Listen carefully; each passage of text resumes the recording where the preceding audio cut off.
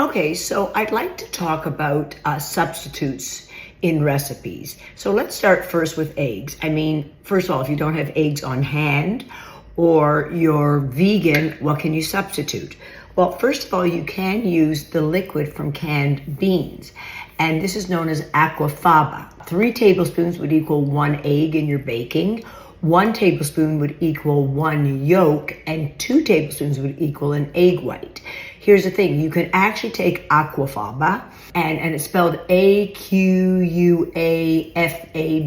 aquafaba. And you can whip this like egg whites, and you can get meringues for especially those who are vegan. Now, the other thing you can do is add about 1/4 of a cup for 1 egg. We're talking about 1/4 of a cup of like soda or bubbly water. And then we're going to add 2 teaspoons of baking powder to this. Okay, and this is going to give you an egg as well as a substitute.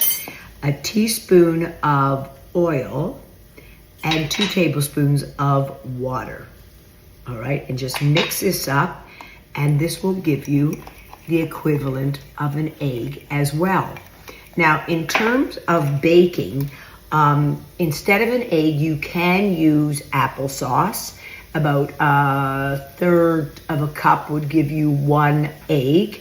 Now, you can also use about 1/2 cup of mashed banana to substitute 1 egg. There will be a banana flavor in there, but that's fine if you're probably doing like a banana cake or you're doing something else.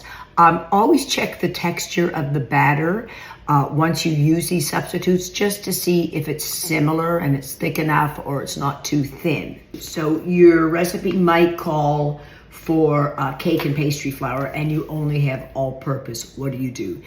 Easy to solve as well. What you're going to do is remove 2 tablespoons of the all-purpose flour in 1 cup and add 2 tablespoons back of cornstarch. And that's going to give you the consistency of cake and pastry flour. That easy. Okay, so now let's talk about substitutes when you have baking powder or you don't have baking soda or vice versa. First of all, if something calls for a teaspoon of baking soda and you don't have, you're going to use 3 times the amount of baking powder. So if it calls for 1 teaspoon, you're going to use 3 teaspoons or 1 tablespoon. Also, baking powder substitute is about 1/2 teaspoon of cream of tartar, 1/4 teaspoon of baking soda, or 1 teaspoon of lemon juice. And I'll put this all in captions for you. So you're required to use brown sugar, but all you have in your pantry is white granulated sugar. Not a problem. You will take 1 cup of the white sugar and add 2 tablespoons of molasses to it. You can process this in a food processor or add it right to your recipe, and you'll end up with the consistency and flavor of brown sugar.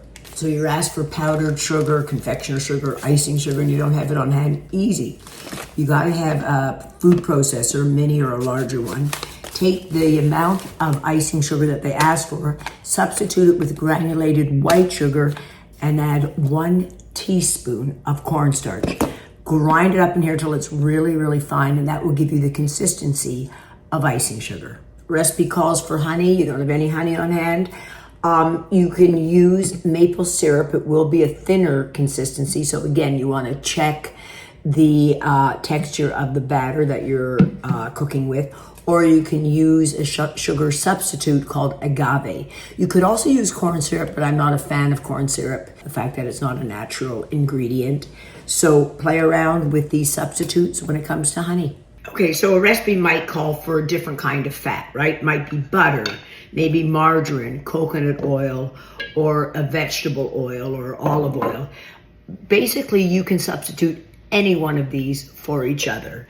I always do that, and in all my cakes, I no longer use saturated fat like butter, and I'll tend to use a good quality oil.